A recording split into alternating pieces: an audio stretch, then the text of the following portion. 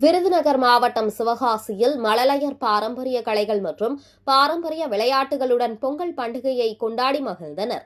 தமிழர் திருநாளாம் தை திருநாளை வரவேற்கும் விதமாக சிவகாசியில் உள்ள தனியார் மழலையர் தொடக்கப்பள்ளியில் இன்று பொங்கல் கொண்டாட்டம் பாரம்பரிய முறையில் நடைபெற்றது.